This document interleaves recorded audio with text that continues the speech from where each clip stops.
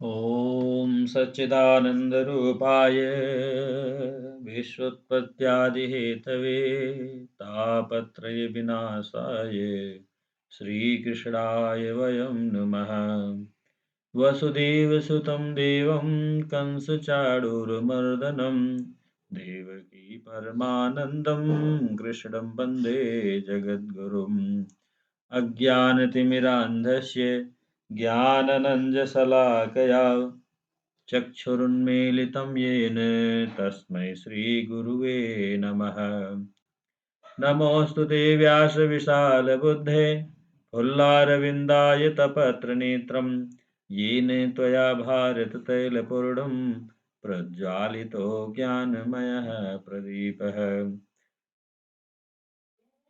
अनंत coat ब्रह्मांड नायक अकारण करुणा करने वाले भक्त वांछा कल्पतरु नंद नंदन पीताम्बर धारी भगवान श्री कृष्ण के चरणों में कोट सा साष्टांग प्रणाम करते हुए मित्रों, आज गुरु चरण से गुरु उपदेश से गुरु अमृत प्रसाद रूप में जो मिला है मित्रों, प्रार्थना का आधार विश्वास है। इस विषय पर अपनी वाणी रूपी पुष्प आपसे निवेदित करता हूँ और भगवान श्री कृष्ण के चरणों में अपना वाणी रूपी पुष्प अर्पित करता हूँ। मित्रों, प्रार्थना का आधार विश्वास है। आप वीडियो को बिना स्किप किए देखेंगे तो आपकी समझ में हो जाएगी। मित्रों, दास की यही प्रार्थना है।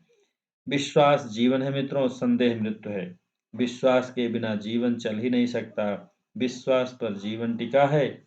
चिकित्सक के समीप रोगी किसी विश्वास से प्रेरित होकर ही जाता है।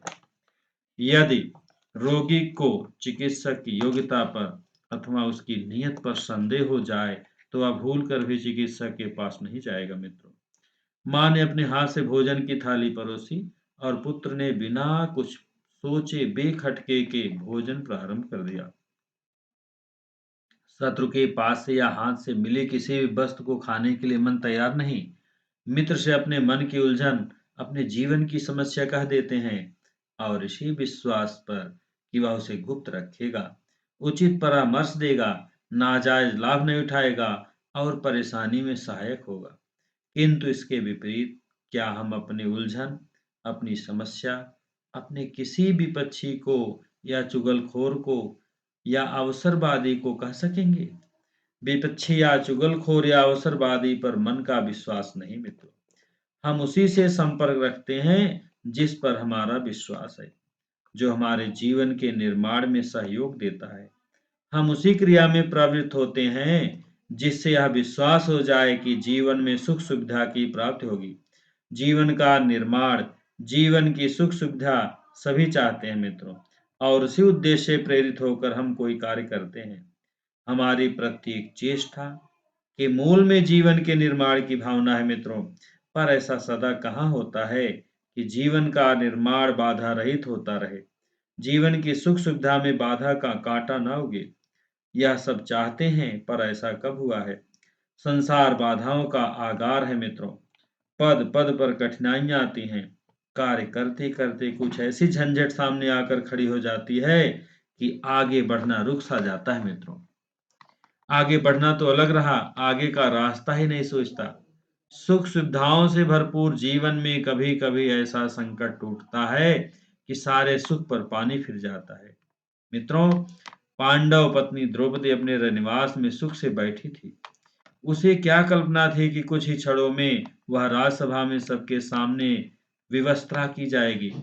गजेंद्र अपनी मस्ती में जल विहार कर रहा था। वह क्या सपना देख सकता था कि वह ग्रह से ग्रस्त हो जाएगा?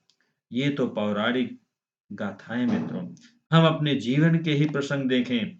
नया बनता हुआ मकान घोर वर्षा का शिकार बन जाता है।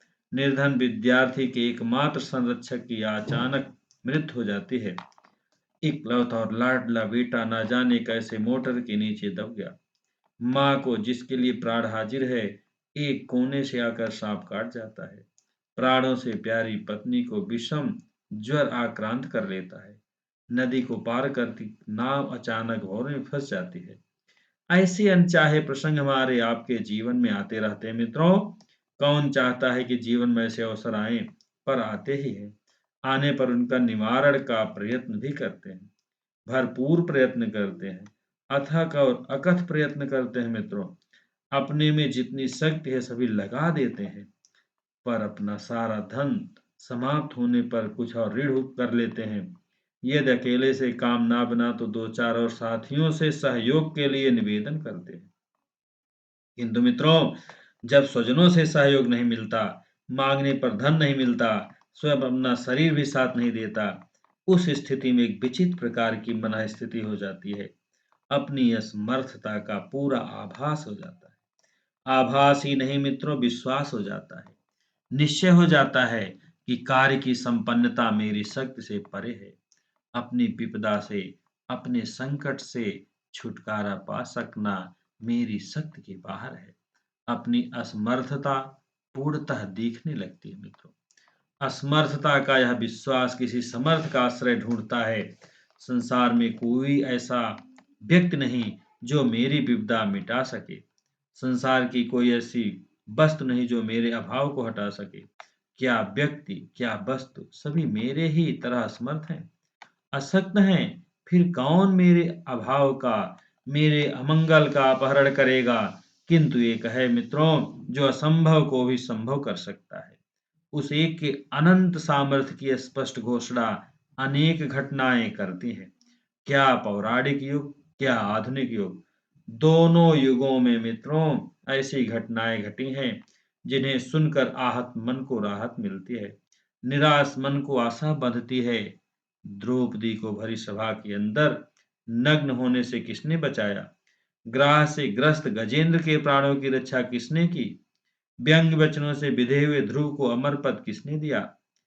अनेक प्राणघातक कष्टों से प्रहलाद को बचाने वाला कौन है? मीरा का उदाहरण तो आधुनिक युग का ही है मित्रों, जिसके लिए विष का प्याला अमृत में बदल गया मित्रों। विष का प्याला राणा जी भेजा, पीवत मीरा हंसी रे। इस तरह से मित्रों, सचमुच एक ऐसा है जो सर्व समर्थ है। उसका सामर्थ्य अक्षुण है, वह प्रतिपल साथ है और पद पद पर सहायक है। वह हमारे संकटों को दूर करने के लिए सर्वदा प्रस्तुत है। अनेकों चरित्र इस सत्य को पुष्ट करते हैं मित्रों। एक ओर अपनी असमर्थता का पूर्ण विश्वास और दूसरी ओर उस सर्व समर्थ पर पूर्ण विश्वास। इन्हीं दो विश्वासों से ही प्रार्थना का जन्म होता है मित्रों। निर्बल के बल भगवान को निर्बल मन पुकार उठता है, अपावन पावन के चरणों का आश्रय लेता है, अशक्त शक्तिशाली से सहारे की याचना करता है, अज्ञानी ज्ञानवान से प्रश्न करता है, अंधा नेत्रवान से मार्ग पूछता है, भिखारी दानी के समक्ष हाथ जोड़ता है, दीन दयालु के सामने दीन नतमस्तक है। तभी तो तुलसीदास जी कहते हैं मित्रों, तू दयालु दीन हो, तू दानी हो भिखारी, और यह प्रार्थना ही मंगल का मूल है मित्रों। सच्ची प्रार्थना होते ही सारे संकट टल जाते हैं।